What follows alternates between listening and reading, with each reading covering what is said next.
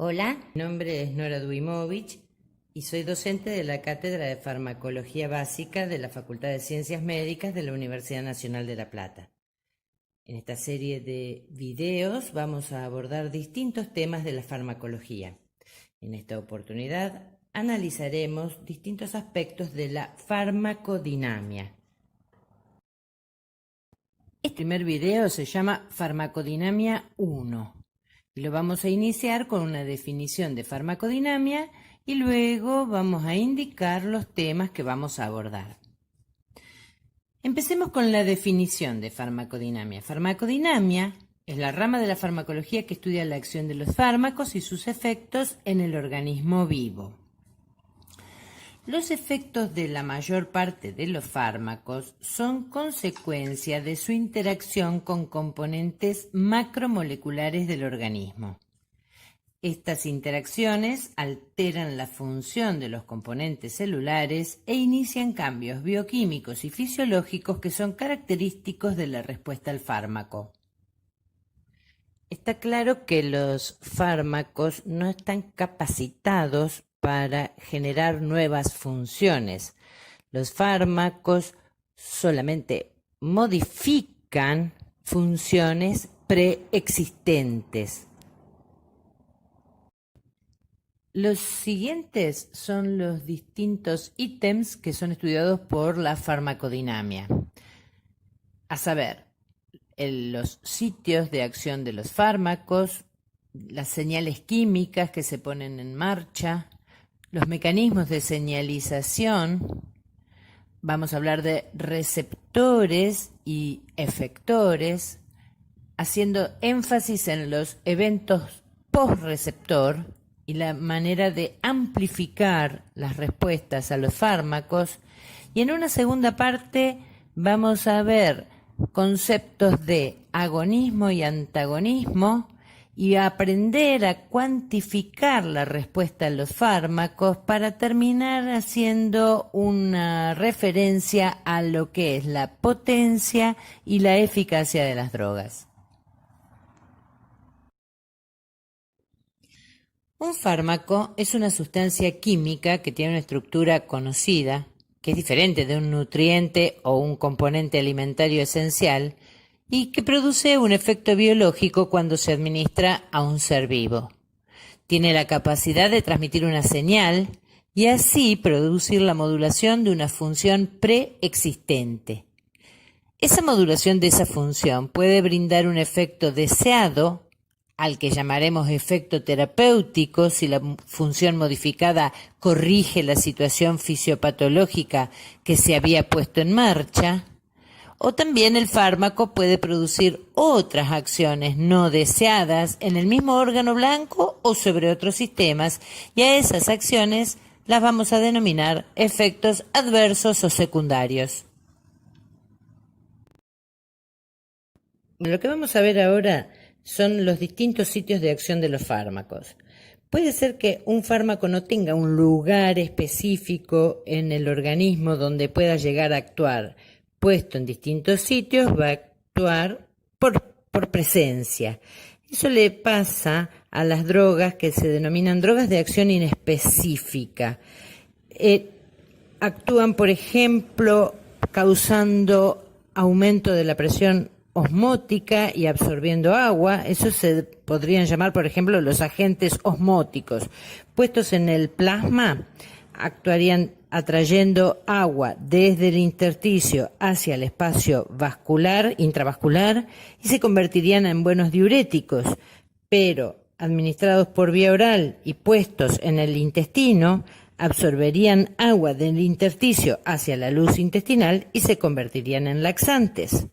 Otros, por ejemplo, pueden actuar por estructura química y ser inhibidores estequiométricos de ácidos o bases. Por ejemplo, los antiácidos que se pueden tomar para el tratamiento de la acidez. Tomar bicarbonato de sodio, por ejemplo, ayuda a neutralizar el ácido clorhídrico del estómago y funciona como un antiácido. La protamina es otra sustancia básica que actúa neutralizando a la heparina, que es una sustancia ácida. También existen aquellos que son quelantes de metales pesados, por ejemplo, que pueden servir para captar hierro, plomo, distintos metales pesados que pueden llegar a ser tóxicos en el organismo. Todos estos fueron algunos ejemplos de drogas de acción inespecífica, no tienen un sitio claro de acción.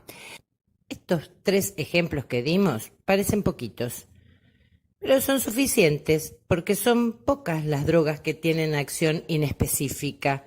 La mayor parte de las drogas, la gran mayoría de las drogas, actúan sobre moléculas blanco y sobre esas moléculas blanco ejercen la acción.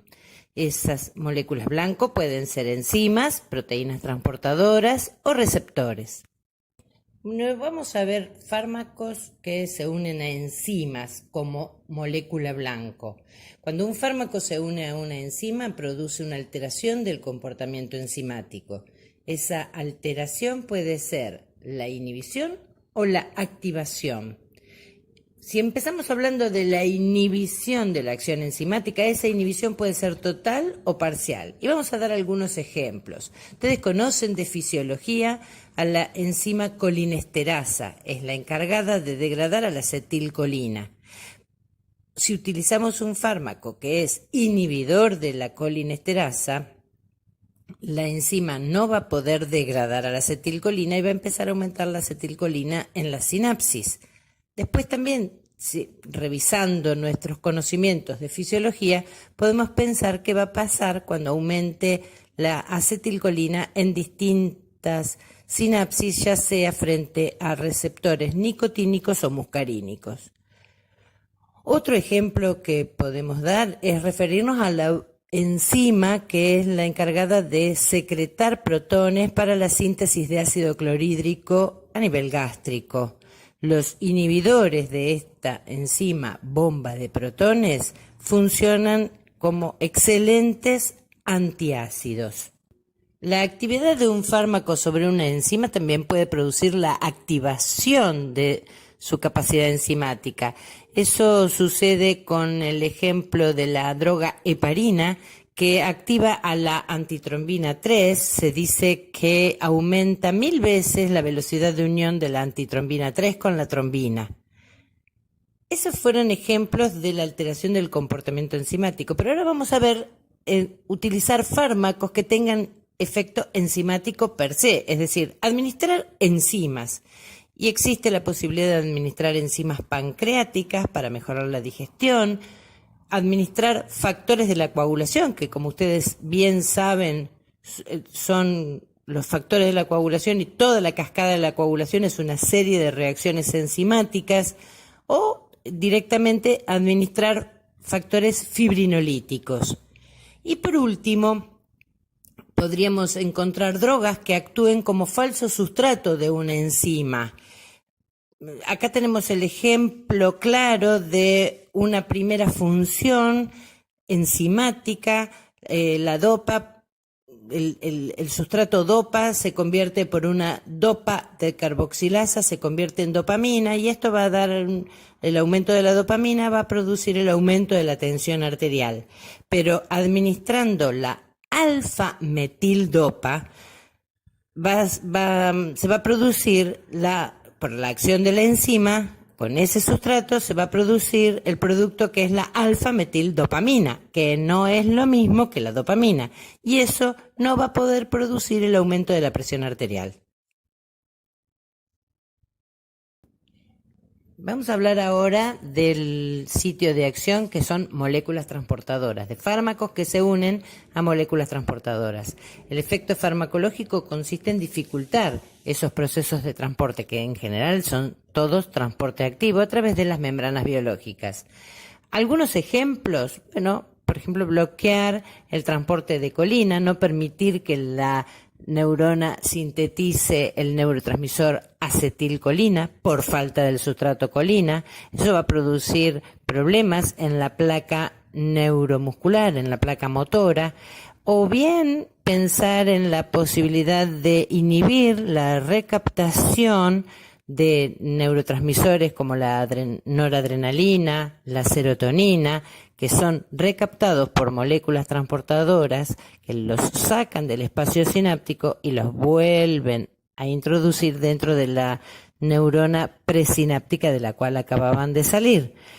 Drogas como la cocaína o los antidepresivos tricíclicos bloquean estas moléculas transportadoras, permitiendo que los neurotransmisores excitatorios permanezcan más tiempo en el espacio sináptico. Entonces, y para resumir un poco los conceptos que acabamos de mencionar, vamos a dar algunos ejemplos de sitios de acción de drogas que actúen sobre sistemas enzimáticos o sobre moléculas transportadoras. Debemos recordar de lo que estudiamos en fisiología, las acciones catalizadas por las distintas enzimas, y ahora en farmacología nosotros vamos a aprender los nombres de los fármacos que puedan llegar a intervenir en esas reacciones.